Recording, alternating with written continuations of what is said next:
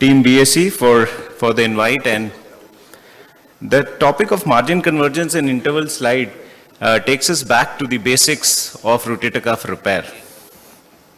And in the understanding where do we need it, how to do it, and what are the exact indications to do margin convergence. You know, if you, theoretically speaking, Burkhardt gave this concept that margin convergence, a method of reducing strain. Ultimately, the type of repair which we get onto the footprint, the repair should be having less tension. And how do you achieve that? You achieve it once you know that the tear pattern needs to be understood. Everything cannot be seen on MRI.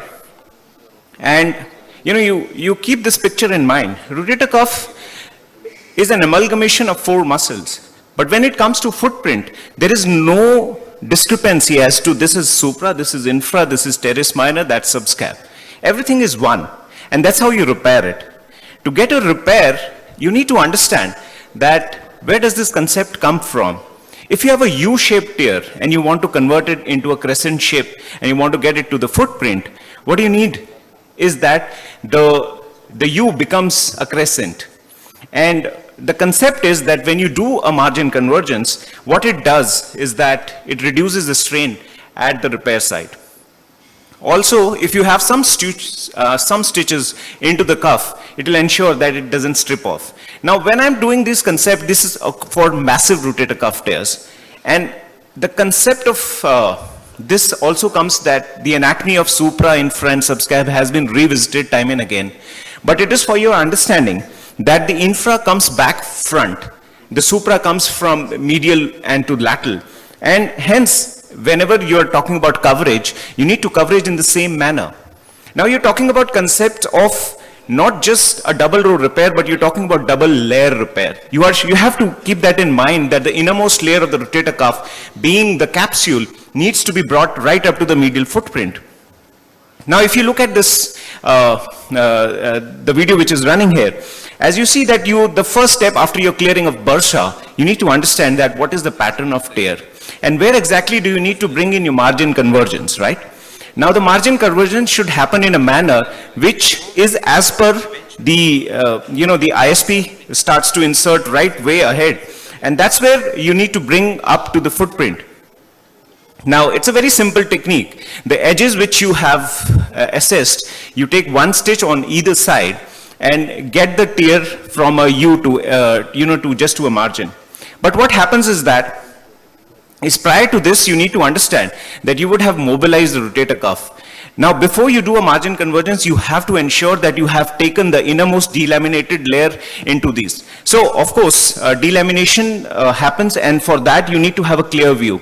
Now, in our repairs, what we have understood that we have always started to see from posterolateral corner, our cuff tears. But people who do it in beach chair, I do it in beach chair. What I've started to do is that most of my repairs are now happening from far anterior than I used to do about 10 years back. So what it does is that you are able to see the delaminated layer. Now that is the delamination layer which you are able to see.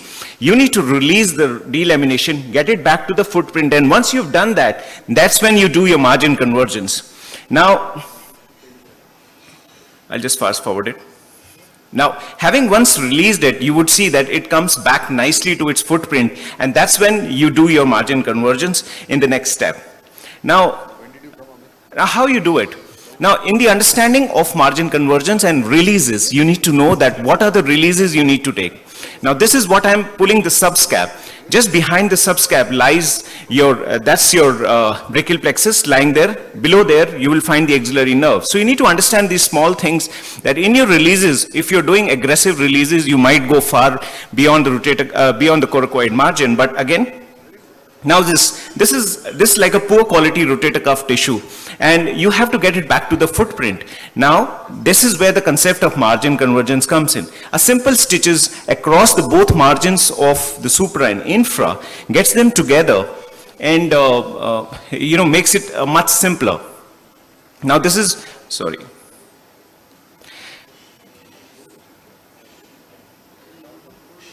Yeah, so And also in your assessment, we have come to a point wherein we have started to use our biceps for the repair in a manner that, which is there, a biological tissue, which can be brought back in a manner which helps these poor quality tissues. So this is what I'm releasing. I've released all up to the coracoid, to the base of the coracoid. Then I release my coracohumeral ligament. Now this release causes my rotator cuff to be more mobile. Once my rotator cuff is more mobile, and I assess my tear, and of course I can use the biceps there, which is lying there, and I could use it within the time frame, but also this is where I take the margin, because I understood that this is the margin I want to convert from a U to a crescent shape. It's a simple technique. You take 2 bites on either side and get it back to the to the footprint. In a way, use some technique so that you are able to bring it back. Get your suture manipulator, see where you're able to assess, and this changes the shape of the rotator cuff. And from here on, of course, you could get it back to the footprint. But as you see, I have already taken my bites into the, delaminated, and that's when I've planned my margin. Just a minute. So again, more or less, mobilize the tendon, prepare the footprint, and tensionless repair. These are your targets. Fundamentally speaking, interval slides used to happen between supra and infra. So you would cut the interval between them, and but there are ways to do it. So classically speaking, you first release the rotator interval, the coracohumeral ligament, and the anterior release. That's when you come back behind the difference between supra and infra, and you release that. What it does is that it decreases, it increases the excursion of the supra and gets the infra and supra back to the footprint. Now that is where the target is, and that gets it back. Now this concept was way back in 90s, and I hardly do this, so I don't have even a video to present it, but theoretically speaking, it could be used, because instead of this, I would rather use a biceps to cover and to make it a tensionless repair. So the take-home message is, understand the different excursions of infra and supra. It's very important. Margin convergence helps in reducing strain, because that's the target.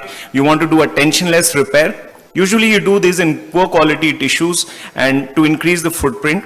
And the steps are release the anterior and then release the posterior.